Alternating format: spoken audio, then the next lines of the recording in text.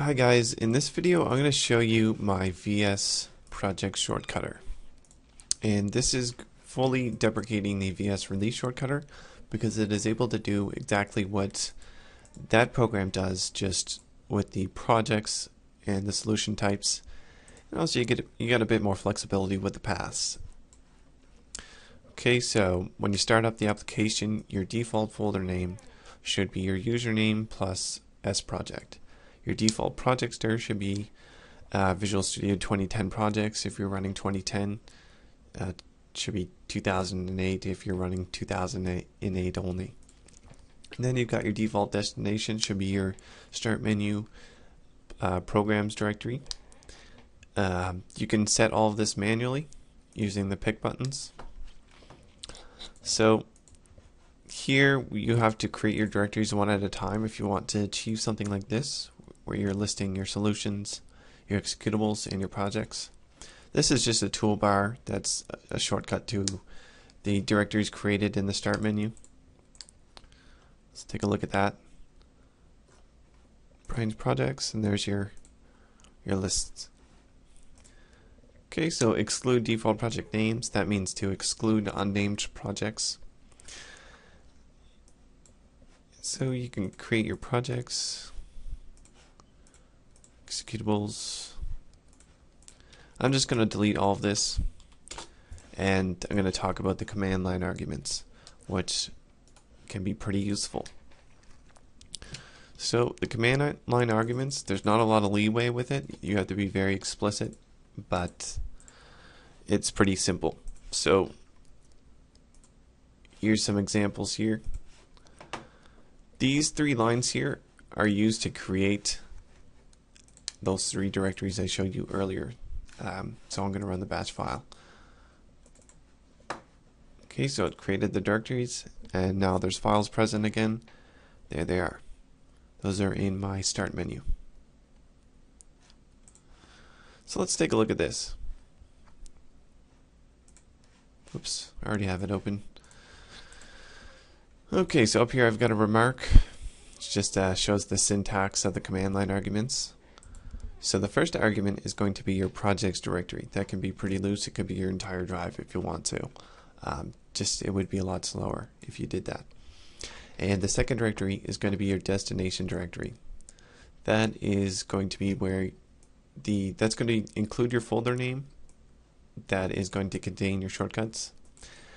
And then the third argument is going to be either .sln, .exe, .proj. So solution is going to be SLN, executables are going to be exe. The .proj extension will translate to all the common extensions that are project extensions in Visual Studio. Okay, and what argument are we on now? We're on the fourth argument. The fourth argument is going to be -true or -false. -true to exclude the default names, -false to not. And the fifth argument is going to be the same thing, except -true will represent whether or not you want to explore upon create. And that means that if true, then we want to open up our new directory in Explorer. In my case, I'm not going to do that. And so here's a little example. I'm calling the executable here, then specifying my arguments. So my projects directory, destination directory, and then exe on this line, true, false. And the second line, I'm just creating solution files, shortcuts to my solution, sorry. And the third line, I'm creating shortcuts to my projects. And every time I do that, I'm specifying a new name or a new folder to create in the same parent folder.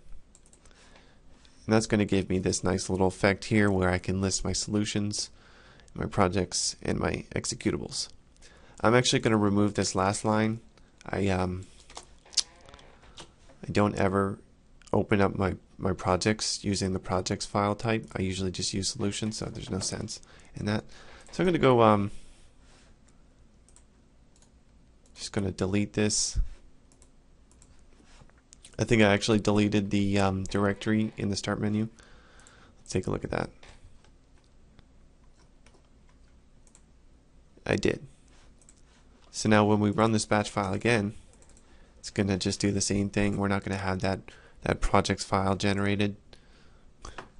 If you're not familiar on how to create your toolbars here, just go to Toolbars, New Toolbar, and select your username, app data.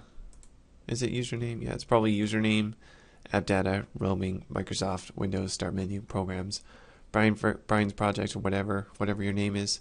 That would be the default location for where your shortcuts are created. And you can just select this, hit select folder, and you'll have your nice little toolbar down there linked up to your shortcuts directory. And that's it. See you later.